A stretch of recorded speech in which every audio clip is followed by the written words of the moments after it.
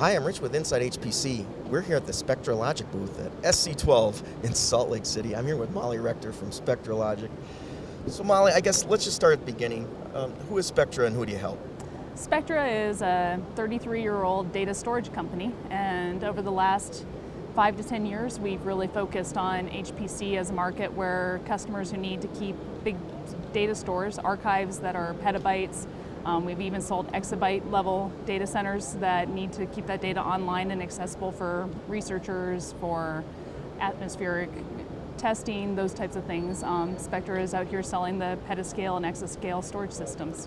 Wow, so here at SC12, with these giant supercomputers, they crunch a lot of data. They have to store that data, and that's where you guys come in, isn't it? Yeah, so our systems can accept data as fast as the biggest supercomputers in the world can create it. So not only can we store a lot of data, but we also can accept the data as fast as any supercomputer can push it. So in a lot of cases, tape systems are very interesting because of their high streaming rate. And then you can move data later to cache or to flash, where you're going to exercise the data and do manipulations with it, then put it back to tape to store it for the long term. Yeah, and you guys had a very interesting win recently with Blue Waters, this big cray at NCSA. So where's your piece fit into the Blue Waters puzzle? Sure, so the Blue Waters computer environment was very interesting in that it was an NSF-funded project, and they had to have a certain amount of compute and a certain amount of storage for a fixed budget. And in that environment, they really needed to be able to store, the RFP is for nearly an exabyte of data, actually a bit over. And they needed to fit in a certain budget, and the only way they could store the amount of data that was required was by putting the vast majority on tape. So they're putting their primary copy of data onto disk just long enough to stream it off to tape, and so it's not stored there for any duration, and then kept there for years to come. So we are the storage that sits behind the Blue Water supercomputer for the long-term storage. That's a very impressive machine, so congratulations Thanks. on that. Yeah, so I wanted to ask you a little bit down in the weeds of technology, but LTO6 is coming. Can you tell me more about that? What's the advantage and what's it about? Sure, LTO6 is a continuation and a roadmap of, just like disk drive technologies, customers have to rely on that will continue to innovate and put money into higher capacity points, to higher performance points, higher reliability points. As we're putting more data on cartridges, we need to make sure that those terabytes sitting on each cartridge are reliable, we can access them. So LTO6 is delivering on a roadmap to continue to improve capacity and performance on the LTO open standard. We also offer TS1140, which is a proprietary tape technology from IBM in our systems. That's actually what Blue Water standardized on. And so for our systems, we have a couple of technology options for tape storage. LTO6 is a good capacity point increase that people are kind of waiting for to buy their next round of systems so that they can get the latest technology. Okay, so you got that versatility. You're like Switzerland then, like you're selling Spectra tape. is Switzerland.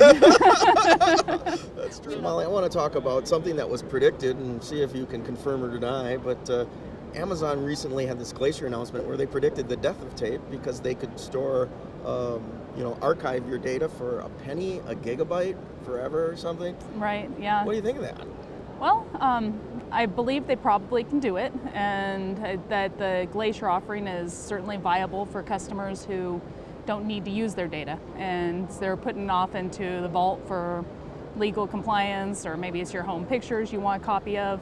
But in reality, if there's huge penalties on accessing your data immediately after it's archived. So in a supercomputing environment where they create their data and then actively the scientists are pulling data back and running analytics, where tape has its biggest stronghold is in having big petascale environments that researchers, the internet service providers are constantly pulling the data in and out, actively accessing it, using different parts of the data. And for that, Glacier is an absolute fortune for a customer to utilize, with lots of penalties that come after the fact for accessing your data. When it comes right down to it, about every 5 or 10 years, somebody predicts the death of the tape, and is a good marketing campaign to get the press spun up and talking about your offering. In this particular case, the economics are still about 15-1. Myself, Quantum, other people have done economic analysis. Even on a small system, it's 7-1, cheaper to own your own tape. So I think Glacier will be successful, but it's not going to be at the demise of the tape market, certainly. Okay, so, at a penny a gigabyte, what is tape? Is there a number that, Yeah, what are we talking for tape storage? Tape storage, when you look at what it would actually cost to store a tape environment for 5 years and amortize the cost of power, service, everything. You're talking anywhere in the 3-4 cents a gigabyte up to 10 or 12 cents a gigabyte with active access to your tape all the time whenever you want it. Okay. But again, there's a difference, Glacier right? is a penny a gig a month. So okay. So as you add it up, it pretty quickly the economics can come out to show where the tape storage can be done cheaper on site with full access to your data. And sure, and access the data, because that's where it breaks down for me, because if I had to get my data back from this Glacier thing over a network, right?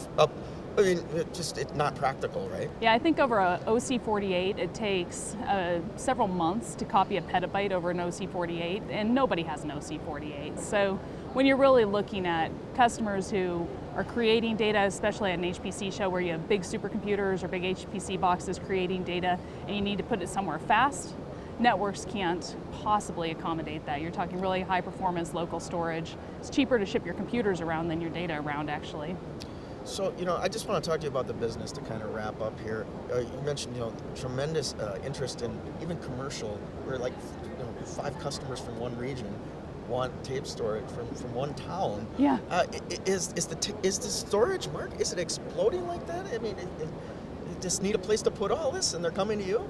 Yeah, that really is. Everybody talks about faster computers, creating data faster, and then everyone wants to keep their data longer because they can run analytics against it and get the big data market where they can derive business value from their data. So everyone's afraid to delete their data, either for compliance or because they can get value from it a year from now. Yeah. And yeah, the storage market is absolutely exploding right now with the data storage requirements to keep all this data that's being created. We're seeing lots of net new systems going out there. People actually really concerned about how can they power their data center and spin all the storage and all the computers in the data center, and tape is very, very strong for all of those reasons. Sure. So before we go, let's talk about trends, because you were mentioning some things before about block storage and the way things are moving and changing. I wonder if you could comment on that, what some trends you're seeing. Yeah, so at this show, there's been a lot of discussion around how HPC and enterprise are starting to overlap more and more, that what the enterprise consumer market is doing and what HPC is doing, and how they can leverage each other's technology, and how HPC has really solved the object storage problem years ago with proprietary applications, custom build applications that have all depended on tape storage sitting behind them. The enterprise market is now realizing that HPC was onto something here and starting to look at how can they offer object stores, and most of theirs don't have a connectivity to tape systems. So they're looking to HPC on how do I have a big object store and store that data for a long time, and how can they do the co-development to make that all work. So it's very interesting to see big data moving out of the commercial market into HPC. You're seeing how HPC has done object stores in the past moving into enterprise, and they're actually sharing technology as well. So we're seeing a lot of new co-development with companies that never used to work together, and a lot of that is around how do you get data to tape. It's just pretty exciting for us. So the lines are blurring between HPC and... No doubt. Oh, that's